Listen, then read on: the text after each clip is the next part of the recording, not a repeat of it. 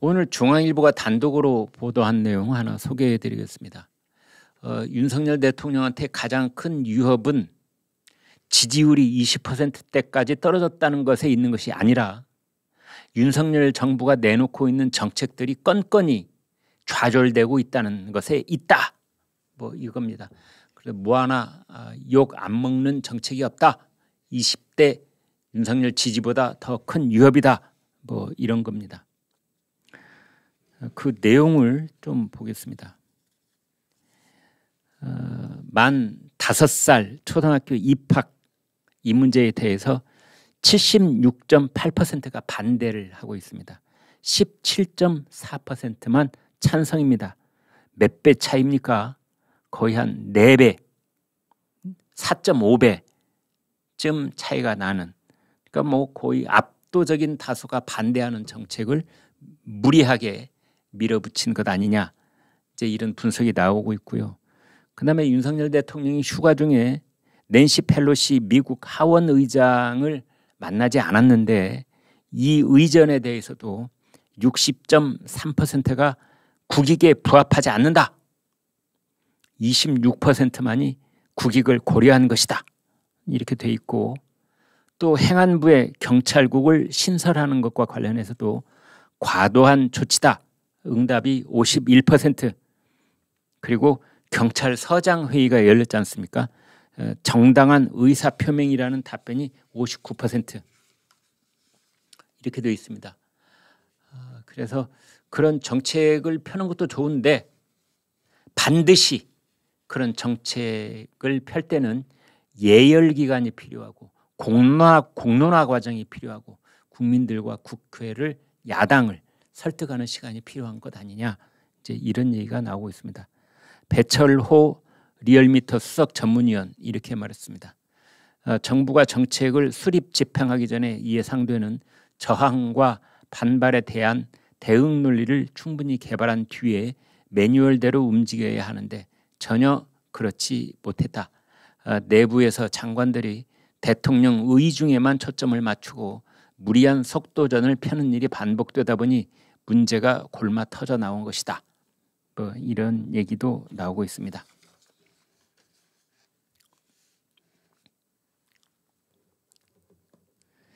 그래서 아무튼 각계각층의 의견을 모으는 과정이 필수적이다.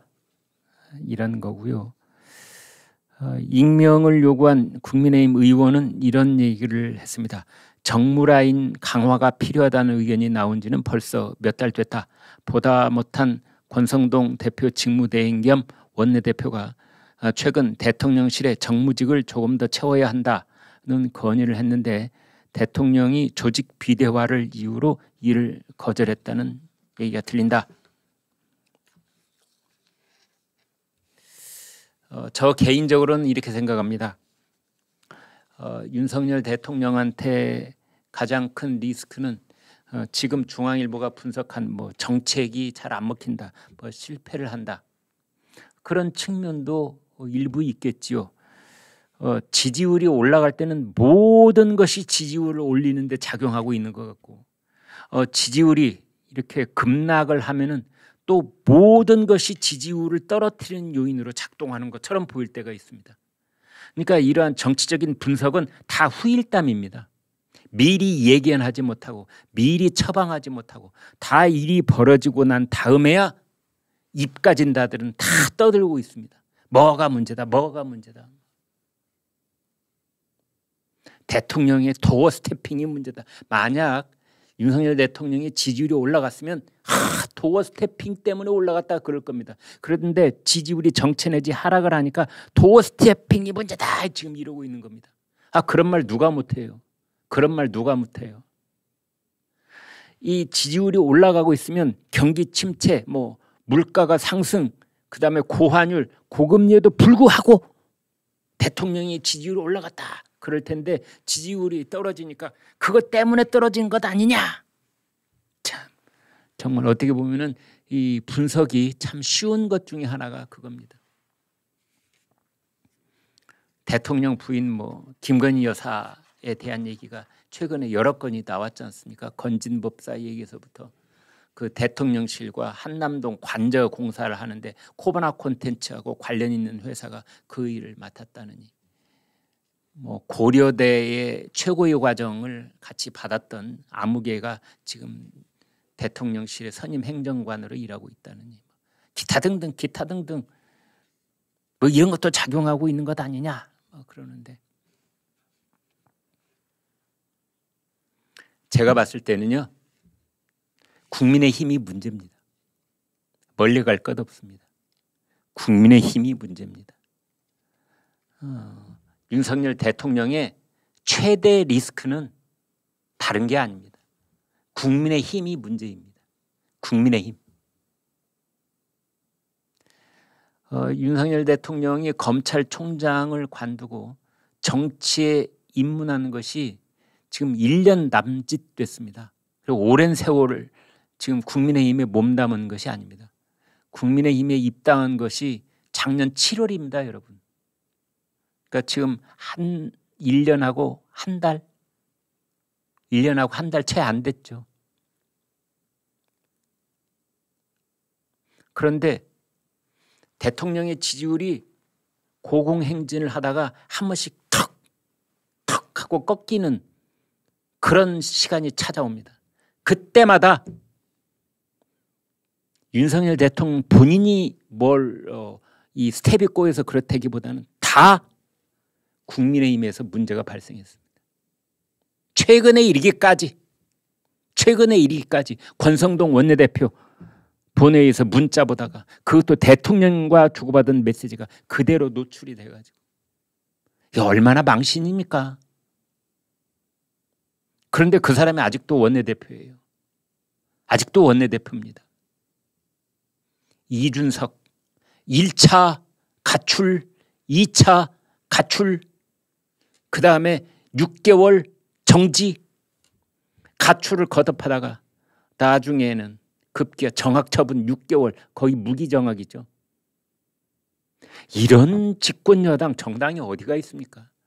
이런 집권여당이 대통령을 응원을 하고 대통령이 힘을 모을 수 있게 해주기는커녕 지금 여러분 저 표에서 보시는 저겁니다.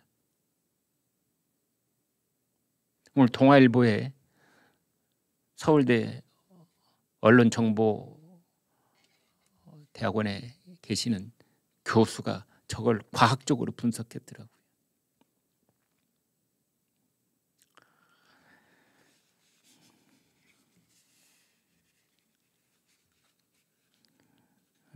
그런 상황인데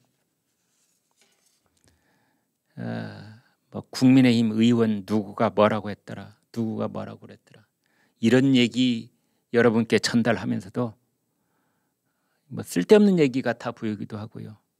이런 얘기 전하면서 열패감이 들기도 하고 그렇습니다. 그리고 뭐 여기 지금 제가 준비하고 있는 이 대본에는 무슨 뭐 여론연구소의 무슨 뭐 연구위원 무슨 소장 다 훌담입니다. 그렇게 잘 알면 왜 미리 얘기 못했어요. 다 뭐 지지율만 떨어지면은 뭐 소통 부족이라느니, 뭐 정책이 뭐 불안하다느니, 뭐 개인적으로 무슨 사정이 있다느니, 다 이런 얘기. 제가 일일이 소개해드릴 필요도 없습니다. 다 쓸데없는 얘기로 보입니다. 결국은 대통령과 집권 여당이 혼연일체가 돼서 이런 일을 착오 없이 밀고 나가야 되는데, 이런 대통령한테 그 발목을 잡는 것은 외부에 있지 않습니다. 외부에 있는 경제, 외부에 있는 이재명, 외부에 있는 더불어민주당, 그쪽은 오히려 도와줍니다. 오히려 도와줍니다. 2대 땡, 이재명이 대표가 되면은 땡큐다.